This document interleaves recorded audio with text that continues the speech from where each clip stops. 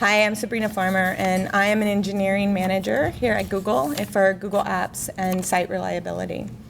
And a few years ago, I became very active in Google's diversity efforts and learning about all the various programs that existed here at Google.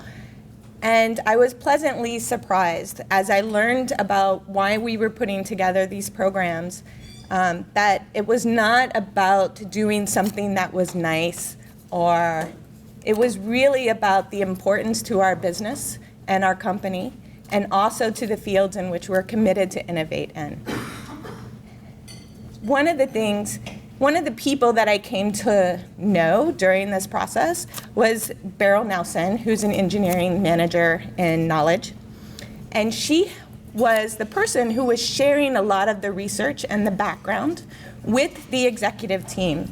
And so I got the pleasure to collaborate with her on multiple occasions about putting together the information about why we were doing this, what it was important, and specifically how managers needed to change the dynamic in their teams to be more inclusive of all the different people who want to contribute to technology in today's world.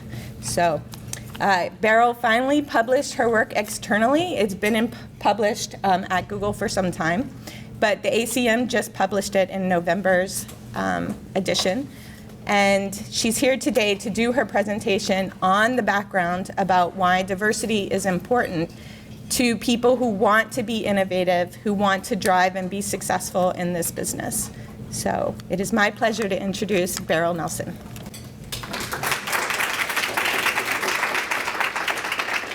Thank you. So it's really pleasant to see this in print, because I submitted it to CACM in December of 2012. So next time you think that one of your code reviews is taking a long time, just think about me, right? It is better because of all the peer reviews, but you can find the article in the November issue of Communications of the ACM now. So let me put this into presentation mode, and thank you all for spending this time. So first, I want to tell you why I care about this. I was hired by Google 5 years ago in India, and that's the first time I was back in a Western society, really, since 1995 when I moved to Japan. And I saw that things were a lot different than they were when I had been working. I worked at Digital Equipment Corporation in the 80s until 95 when I moved to Japan. And it was different in a lot of ways, right? One is that there was a lot more narrow definition of what makes a successful computer scientist than before. We used to have people from all ages and all sorts of academic backgrounds. I also was heavily influenced by living in Asia for 15 years and being a visible minority.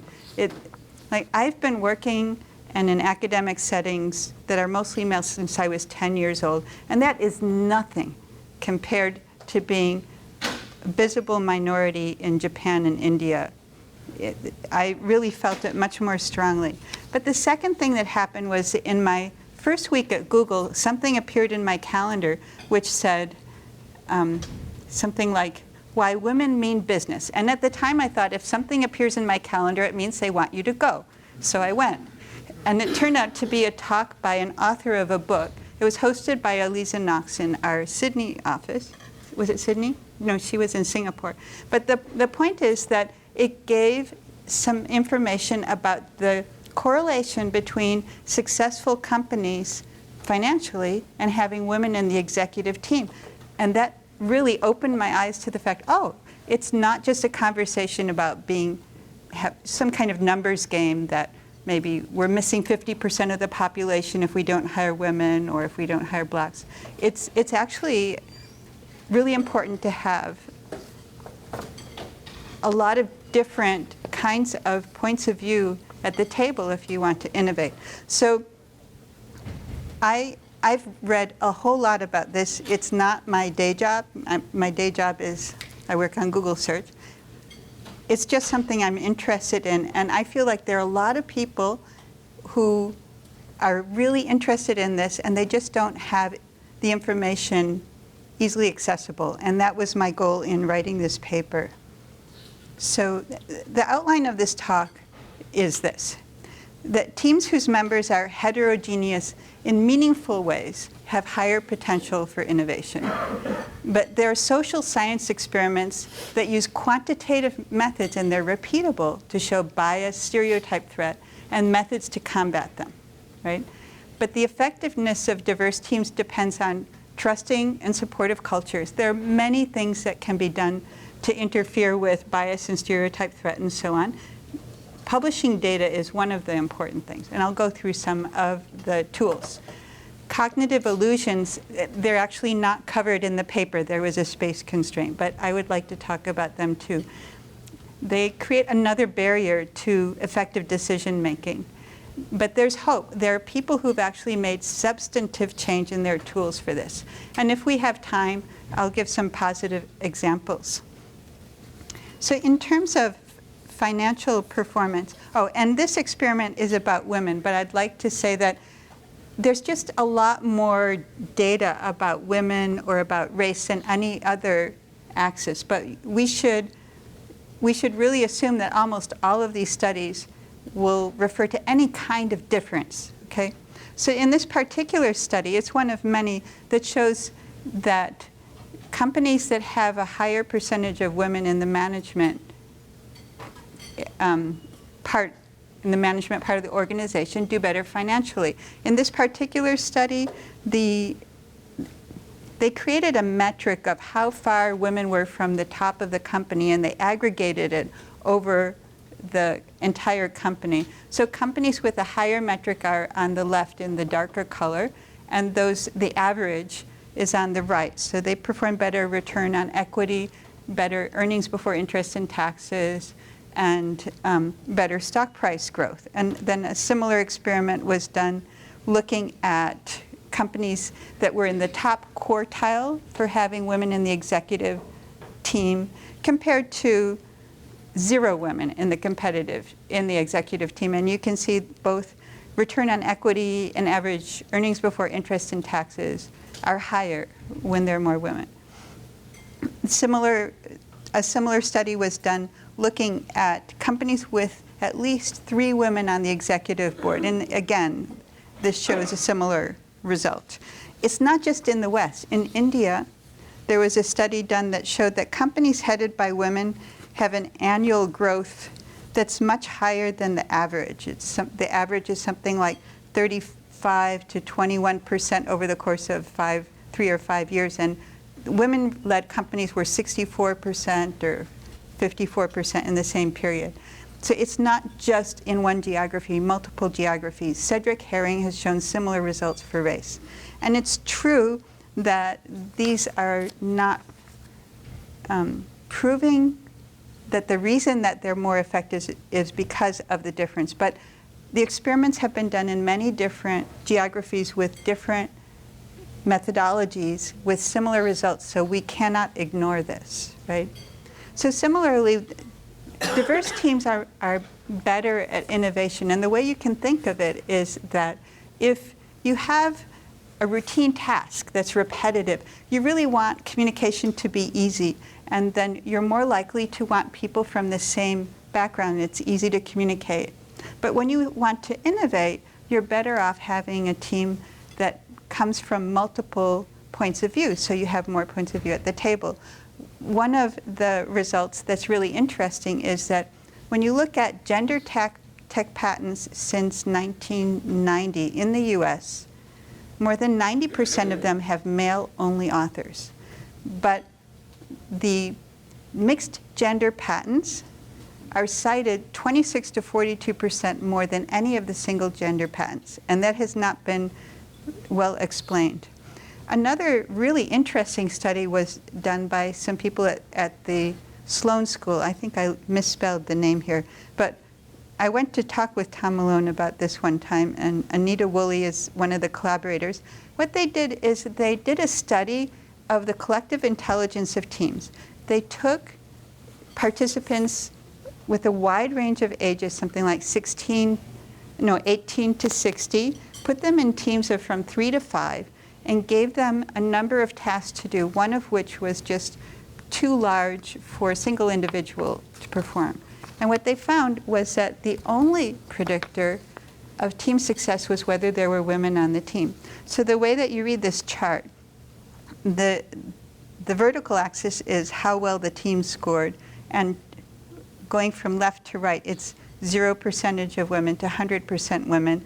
Each of these bars represents a group of teams that scored similarly, with the blue circle meaning the average for that group, and the red is the standard variation. The important thing to note is all the high-scoring teams were near the middle. There are some low-scoring teams near the middle also, but the teams on either end did not score nearly as well as some of those in the middle. So they tried to understand, why are these teams scoring better? In fact, Tom Malone told me, well, I didn't want to believe that it has to be women to make the team smarter, right? So, and it was a surprise result. That's not what they were looking for.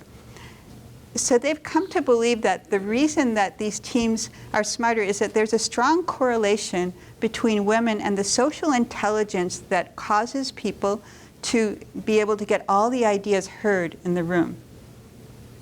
And they have some more experiments planned related to this. Now, so until now I've been talking about why it's important to have a diverse organization, and now I want to talk about why it's hard to make it work. It's really hard to make it work.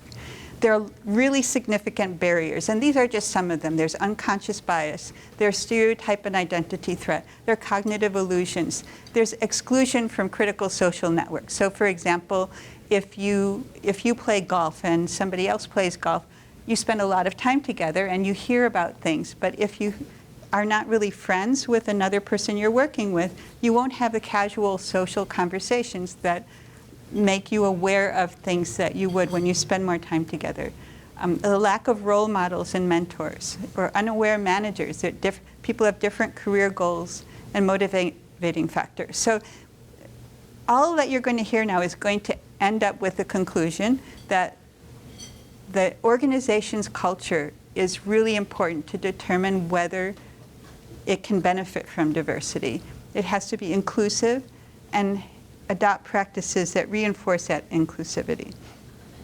Now, two of the popular books about this phenomenon are called The Hidden Brain by Shankar Vedantam and Blink by Malcolm Gladwell. And they approach a problem slightly differently. Blink talks about judgments that you make quickly to good or bad effect, and they study several of these examples. So, for example, there's a study of a car salesperson.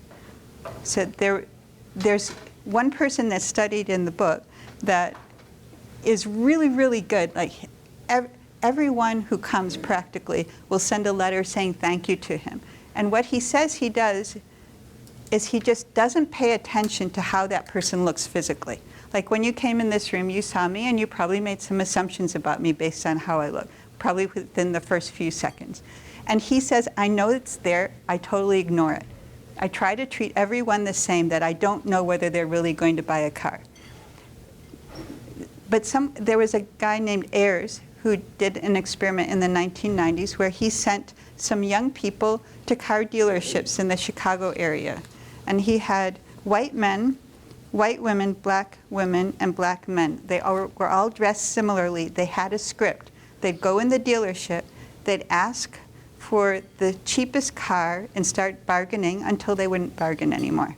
And then they came back and they got some data. So the average price given to white men was $725 above invoice for the starting price, right, before the negotiation. For white women, it was $935.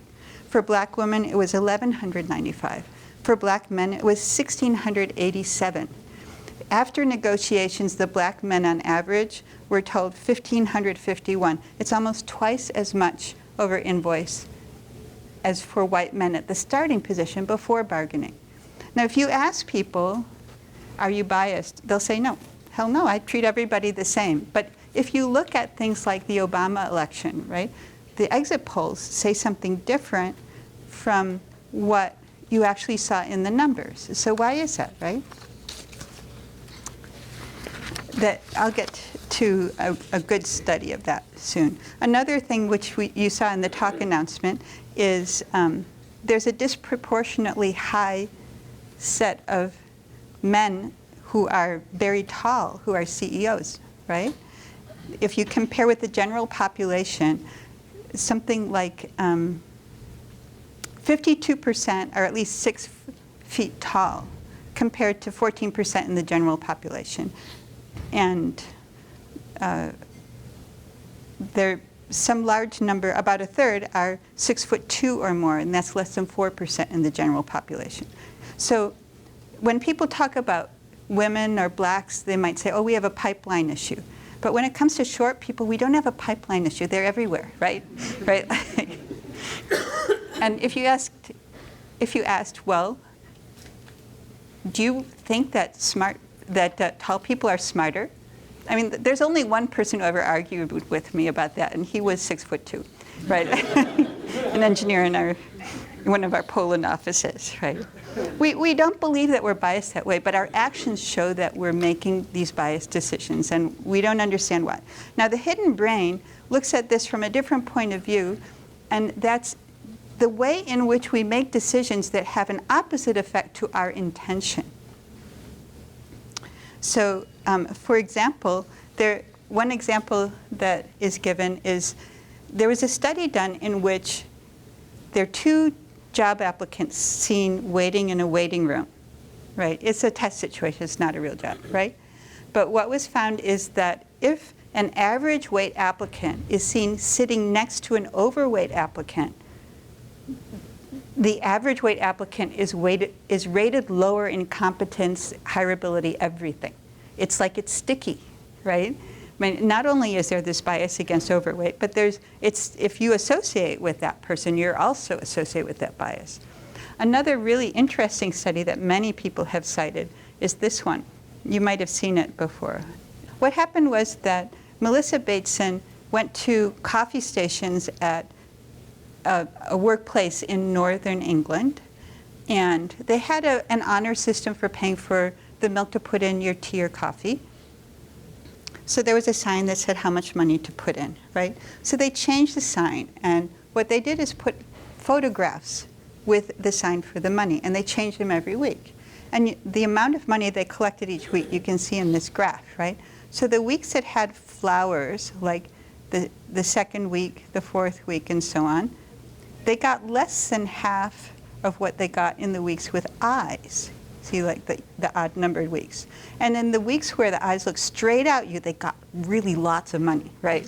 So, and at the end of the study, they asked, so did you notice these pictures? Nobody noticed. But their behavior reflected that they were responding to this. So the interpretation is that your subconscious notices when you're being observed, and you'll have a higher standard of ethics when you feel like you're being observed. So clearly, we're making lots of subconscious decisions all the time, and it's really scary, right, to know about this. So how can we understand it better, right? So some of you have heard of this, a lot of you probably by now. There's a study that started, I suppose, in a number of universities at the same time, but one of the most easily accessible is called Project Implicit at Harvard. And what was observed was that if 100 years ago, if you asked, are you biased against blacks or whatever, people would say, of course I am, right? But around 1990 or later, people would know that they didn't really want to act that way, and they wouldn't answer that way, but their behaviors would still reflect the bias, right? So what these people did is, initially, they took just a piece of paper, and they would show something like a flower or a bug, and they would try to match it to something like something good or bad. And in the West, anyway, we think of bugs as icky, bad things, right? Although in Japan, people like having these big beetles as pets, you know. But there's even a temple in Kyoto that's all covered with the wings of a very interesting bug. But for flowers, we associate them with really happy occasions, you know, like weddings or birthdays or things like that. So initially, they did a test like this to show how long does it take you to answer a question when you put together flowers with something good and bugs with something bad versus the other way around, right? And then the second test that they developed had to do with race. They showed photographs of people. There'd be a white face or a black face. And then they would put the face together with a word meaning good or bad. And again, they found that it was much easier for people to answer questions when the white was with good and black was with bad than the other way around, right? So now there's an online test, and they've had thousands of people participate in this. So it's, for any individual person, if you take the test, you might not get exactly the same answer 2 times, but over the course of large numbers of experiments, it comes out really, really reliably. And by measuring your response time, they can find out many, many different associations. They're called implicit associations. So about 70% of people prefer white people to African Americans, but if you ask about your preference, only 15% will say they prefer whites. And that includes African Americans. They also have this preference. 80% prefer young people.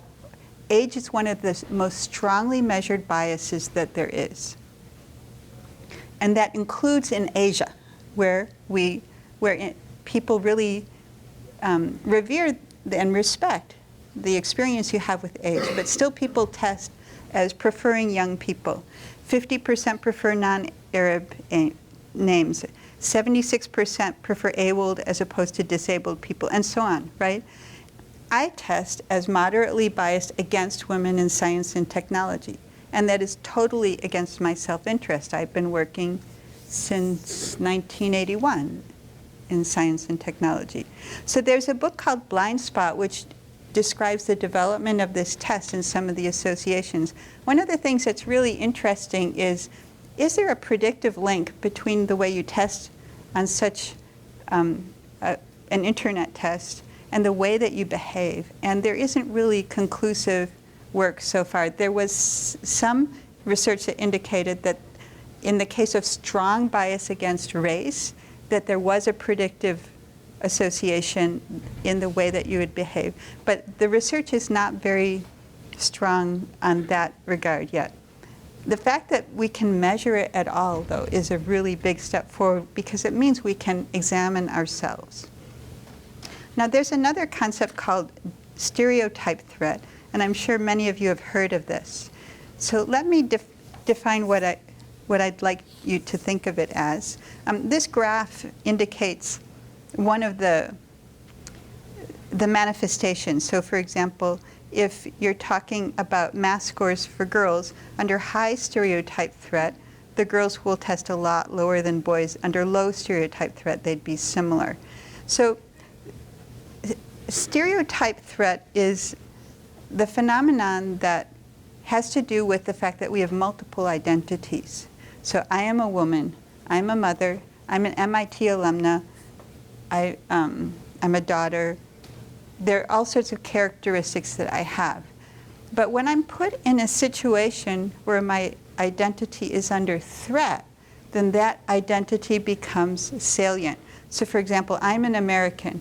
When I was in an auto rickshaw late at night in Hyderabad with someone who was fuming on and on about the Bush invasion into Iraq, like, I was getting pretty nervous, right? It's scary. And it became really salient that I'm an American alone at night with this angry man, right?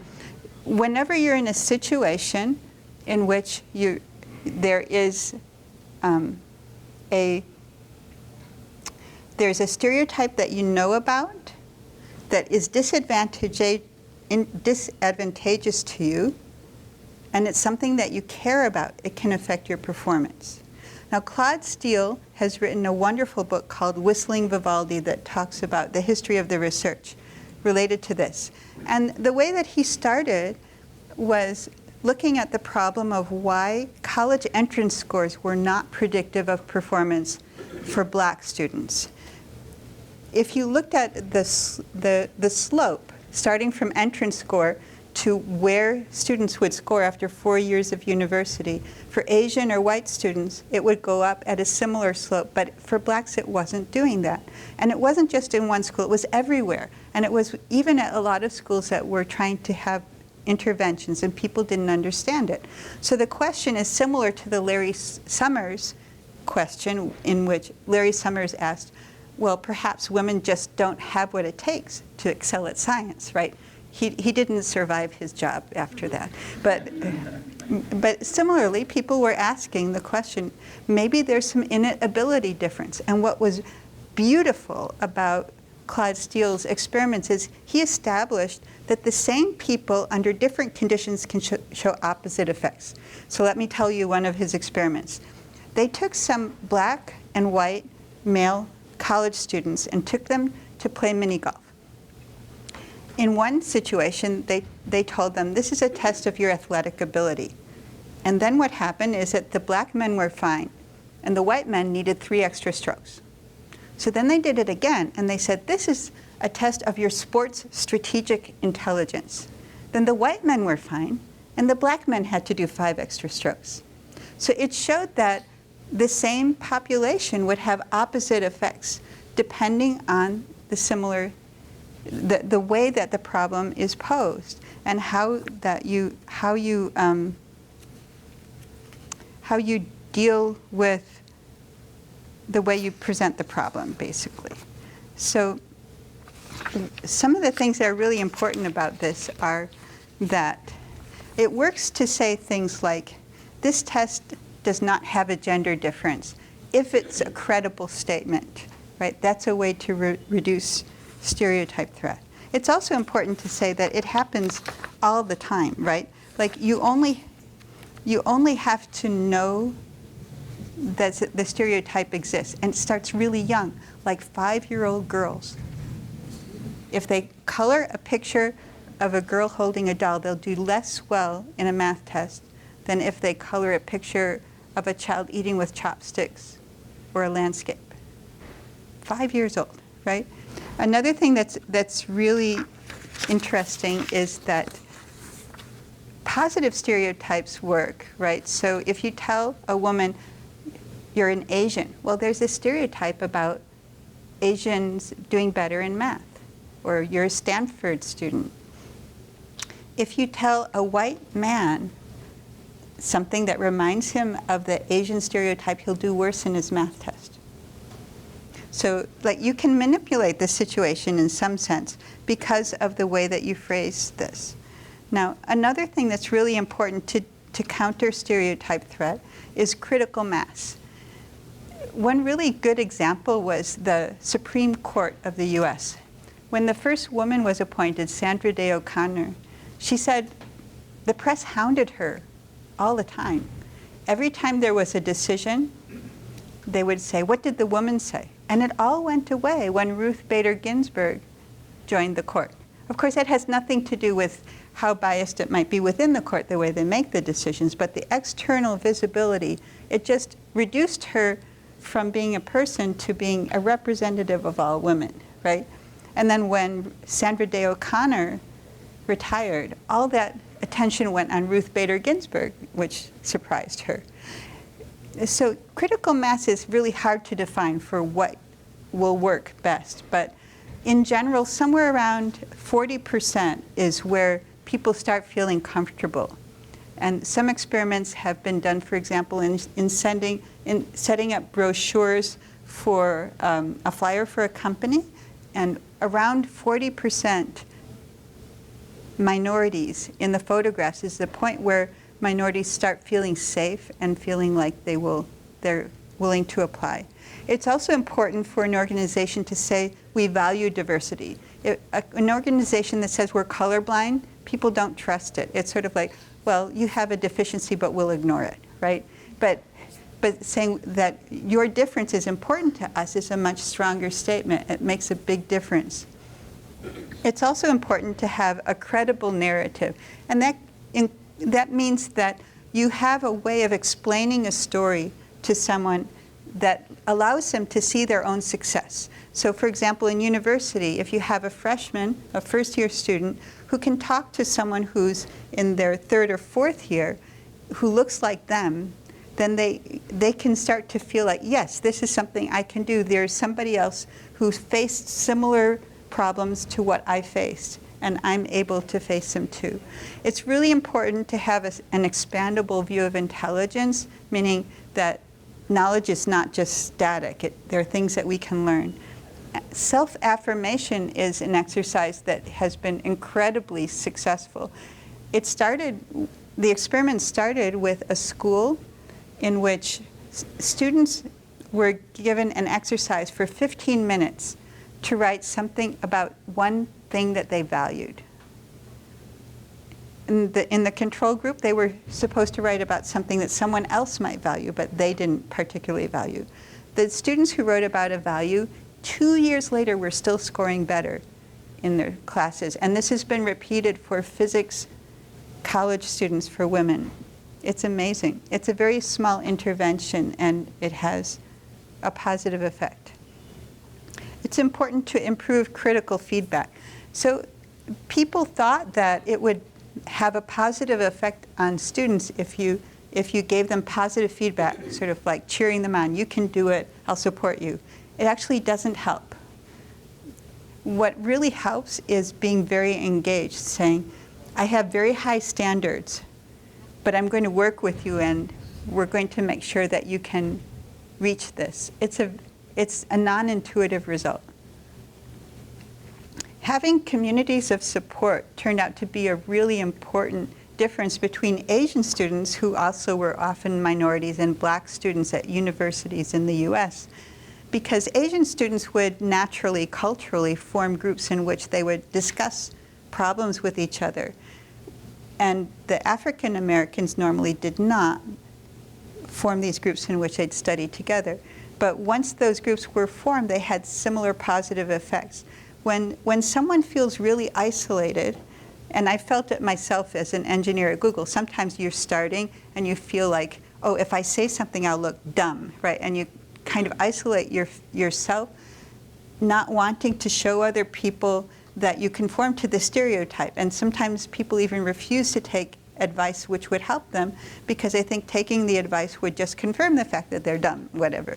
But with having a group of people in which you can share your learnings really increases the effectiveness of the groups. And another really interesting result has to do with intergroup conversations. So for example, say that you have a white man taking a black history class in the US. Often what will happen is that white man will be the only white person in the room, or maybe there'll be two. And then they feel this kind of reverse minority effect in which they're afraid to say anything. Because if they say something that sounds like they're insensitive or just unaware, that might put them at one end of the spectrum, or they might sound just really arrogant or uncaring on the other end of the spectrum. And so it's really difficult to find a balance where they can actually participate and learn. So again, Claude Steele studied this situation in an interesting way. They asked participants to put chairs out for an intergroup conversation about race. But they didn't tell them that putting the chairs out was the experiment. And what they found was that if a white man was putting the chairs out for a biracial conversation, by default, they would put their chairs subconsciously a little bit farther away from the others. What worked to change that is to say, we are going to help you have a conversation in which you can have a meaningful exchange about how to deal with these difficult issues. Treat this as a learning opportunity. And when they introduced the conversation that way, they would put the chairs the same distance that they would have in the other standard case. So one thing I forgot to mention is that you can actually measure physiological effects for stereotype threat. Like people's blood pressure goes up. You can measure sweat. But if you ask them, are you feeling under stress? They'll say, no, right? People don't actually, they're not really very self-aware about when they're under these influences. And it's really important to deal with them because it's something that's constant, right? If you're the only one like you in your group, it's not just a job interview you're talking about. It's all the time, every day, all your interactions, and finding a situation in which you have a trusting environment is really important to make the team effective. Now, there are a number of consequences of stereotypes. One of them is these prescriptive stereotypes. Now, some of you have heard this study, but there was a study done in which a man and a woman were each asked to help someone who had to fix a broken copier. And afterwards, the man or the woman colleague was rated on their effectiveness. If the man helped out, then his score was higher than the base score. If a woman helped out, it stayed the same. If they didn't help, the man's score stayed the same, but the woman's score went down. So why is this? Because women are expected to be helpful, altruistic. And when a woman doesn't conform to this prescriptive stereotype, she pays a penalty. But if a man does it, it's an extra, right? This is a kind of bias we have to watch out for. We have attribution error. When a man and a woman together are performing a technical task, if we report it as this group did this, had this accomplishment, then most people will assume that the man has higher responsibility for this. But if you separately report the man did this and the woman did this, all that effect goes away. There are differences in career advancement strategies at work. And one of them is that sponsorship is really more lacking for women than for men, and it's a really important factor to help them succeed. Sponsorship is, the difference between sponsorship and mentoring is that mentoring, someone gives you advice. In sponsorship, someone actually takes a risk for you and puts your name out there for some new activity. It's also been found that at the high levels of an organization, changing jobs can actually increase salary over the long run for men, and it decreases it for women. So the same strategies that work for one situation don't work for everyone. A small bias can have an unexpectedly large effect in an organization. A simulation was done in which there were 8 levels of an organization, and it was assumed that in each review cycle, some fixed percentage of people would leave, and the people would get a randomly assigned performance score. People with the highest performance score would be promoted. And this was repeated until the entire organization turned over. So when you start with the entire organization with 50-50 women and men, by the end of the experiment, at the lowest levels, it's 53% women, and at the highest level, it's 35% women. And when you simulate with 5% of bias, it's an even stronger effect. And 1% of bias, you cannot even measure it. So that's one of the reasons it's really important to pay attention to bias in an organization. A small amount can have a huge effect. This is also a famous study. A couple years ago, there was a study published in which some US science faculty received resumes that differed only in the name. They either received John or Jennifer, and it was an application for a lab manager. So they were asked to rate them on their competence, their hireability, if they were hired, whether they would mentor them, the salary, and whether they were likable. And there was a difference, a measurable difference between the way that men and women were rated on every measure. And the men were offered $4,000 or $5,000 a year more than the women. The women faculty exhibited the same bias that the men did. And the only measure on which the women scored better was likability. So this bias actually exists. Now, I presented this in Poland, and someone said, but what if it's conscious bias? What if they... But I think we don't want to go there. It's possible, right?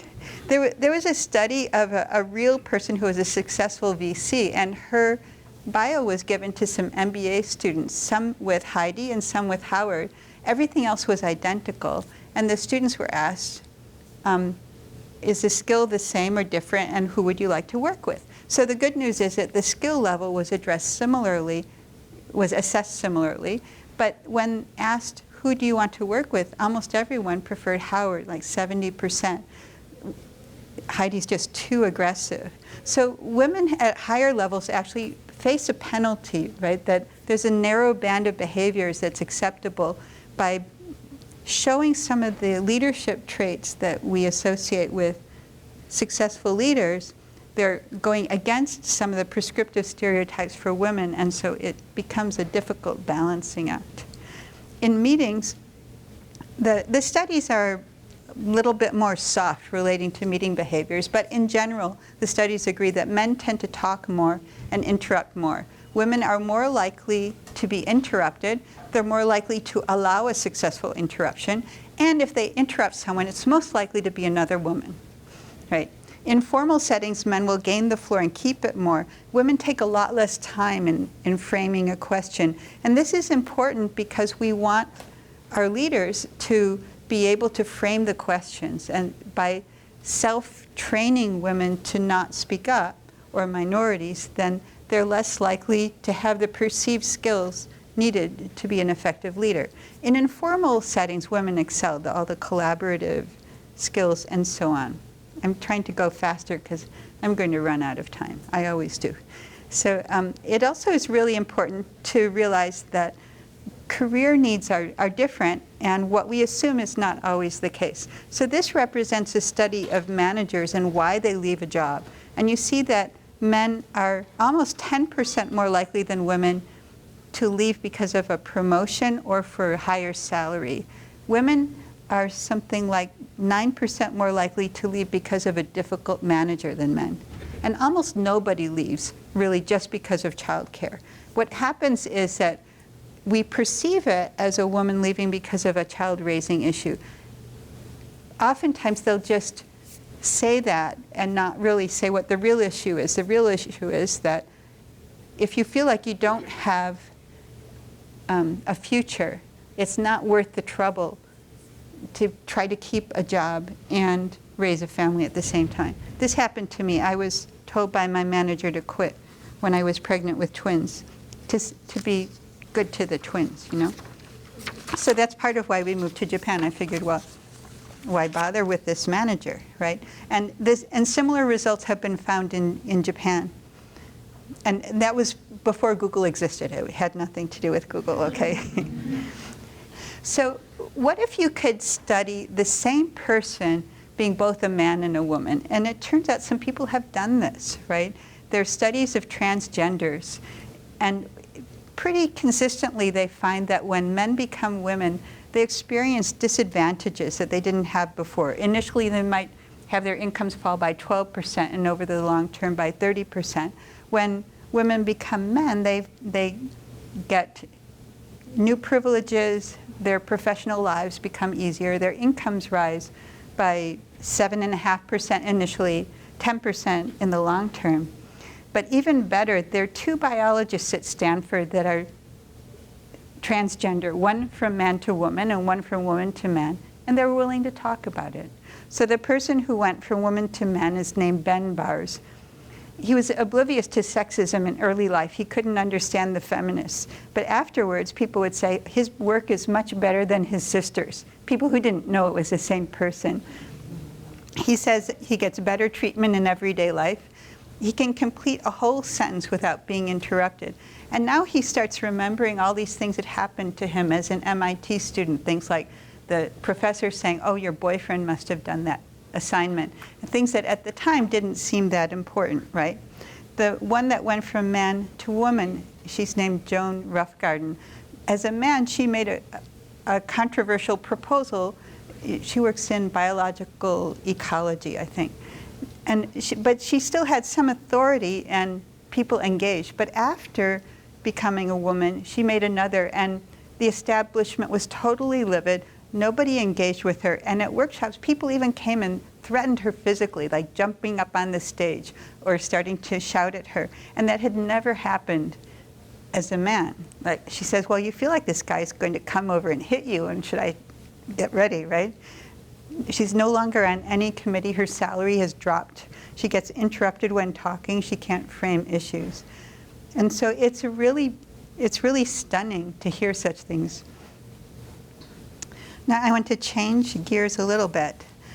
Daniel Kahneman is not an economist. He's a social psychologist, but he won the Nobel Prize for his work in prospect theory in economics. And that's a story of risk-taking when the outcomes are known. So for example, if you tell someone that you have 10% chance of dying if you take this shot, or if you tell someone you have 90% chance of living if you take this shot, then people take opposite decisions, even experts. So people are very influenced by the story. So I won't tell his whole story because we'll run out of time. But he had a lot of really interesting anecdotes that show why he was interested in this area. And he's come up with this idea of a cognitive illusion in which the coherence of a story rather than data or truth leads to an illusion of confidence. So when basically people reject data when it doesn't match their story.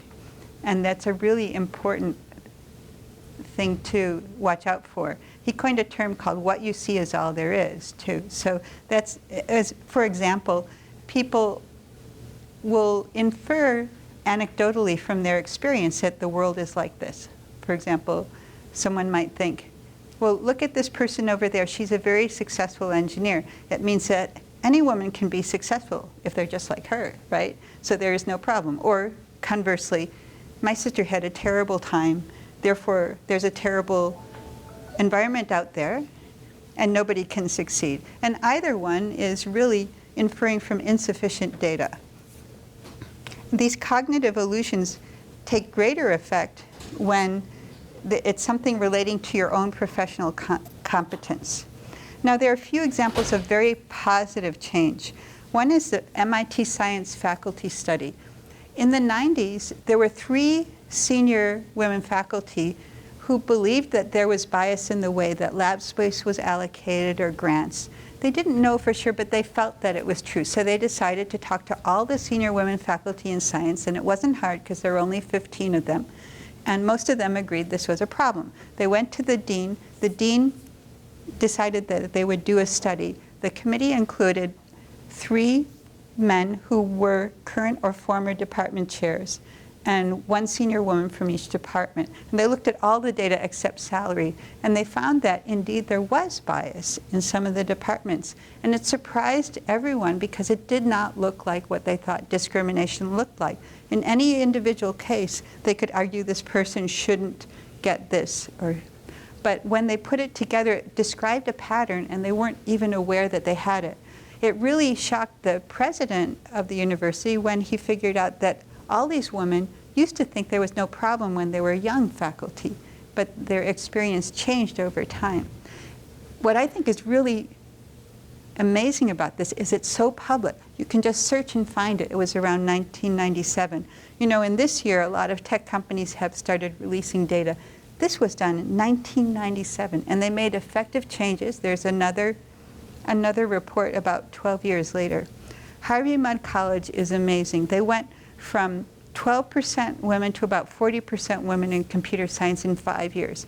And it wasn't rocket science to make these changes. They took all the first-year students who wanted to Grace Hopper, which is a large women in computing conference, and that provides role models, sort of like, I can do this. They changed their introductory computer science course to not require previous programming experience and to become more holistic. And they involved students in research from their second year. And it not only increased the number of women in computer science, it increased the number of computer science graduates, period, from around 25 to 30 per year to about 75 per year. This is amazing. It made the whole field more attractive. They also increased the percentage of women in engineering. Closed captioning in YouTube was introduced because there was a deaf engineer, Ken Herenstein, who decided we really need to do this project. So he worked together with Naomi Block, who's an accessibility engineer. They're both still here. But when it was released, it was a killer feature that nobody had predicted. Nobody realized that this is a feature that would be really critical to people even beyond the hearing impaired community. So these are just a few examples of cases when organizations have made huge changes because of the composition of the people that they have and the way that they approach problems. So this is a summary of some of the many things that you should do if you want to have an organization that really values diversity. Data is probably the most important thing. Sharing data makes it possible for people to change, because otherwise you're just working based on your intuition. Creating an atmosphere of trust is important.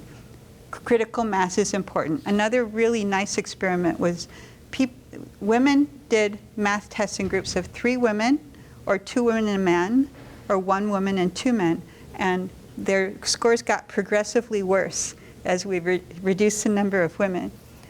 Adopt an expandable view of intelligence. Know yourself. Find out what your own biases are. Create an inclusive culture. Actively value diversity. Sponsorship is important. Support alternative career goals, and share strategies that work. So I have a bunch of resources listed here. Some of the books. My full book bibliography is on my blog, The Rule of One. It's called Rule of One because this is a phrase my aunt came up with. When people infer from just a single instance, then they come up with poor conclusions. I call it reasoning from insufficient data. My aunt calls it the Rule of One, right? So my blog is called ruleof1.blogspot.com. And so the full book bibliography for the article is there also.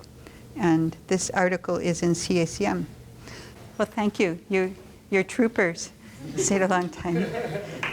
Thank you.